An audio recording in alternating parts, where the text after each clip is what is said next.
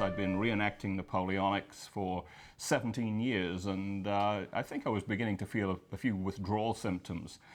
And then, of course, I went down to have a look at the Chalmette battlefield, to have a look at the Battle of New Orleans. It's cold, it's wet, it must be Chalmette.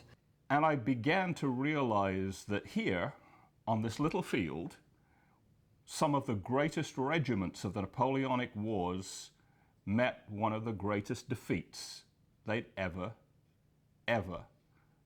seen.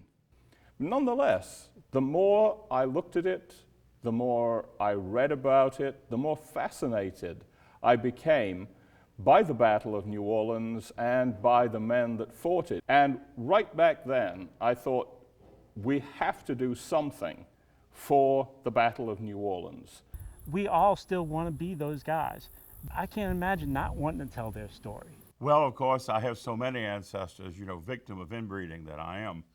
I thought this project was going to be a land clearing and a wall building thing.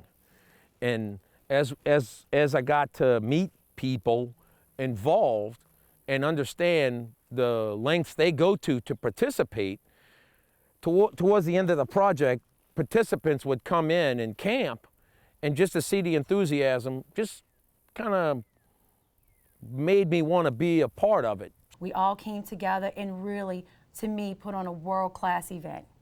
You could see the excitement on people's faces. And even before they got down to our location, they were already living what they'd come here to do.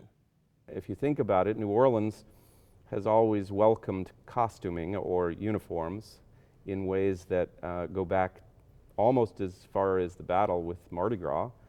Every closet in this city is full of masks.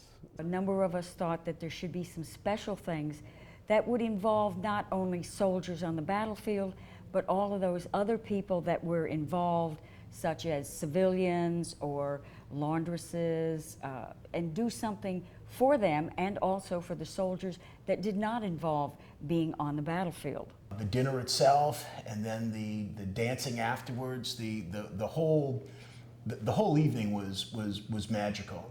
Just the volume of period dress, just the magnitude of it being 2015 and looking like it was 1815 was an amazing sight to see.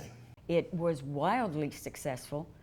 We thought it would be successful. We didn't expect it to be as successful as it was. As a matter of fact, everybody kept asking us within a week of, when are we going to do it again? We were cold and we were tired at the end of the day. We all got to go home, but none of us went home without stopping for just a minute to think about all those who fought there who didn't go home.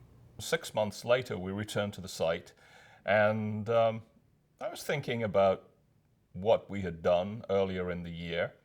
And then, as I looked over into the street, I saw something red. And as I went over, it was indeed the wreath. The wreath was still there, a little bit battered, but still in good shape and lying in the road. So I picked it up and placed it back where it had been placed in January. Nice little memorial, and I hope that that some British soldiers were watching over it for a time at least. We march and we remember.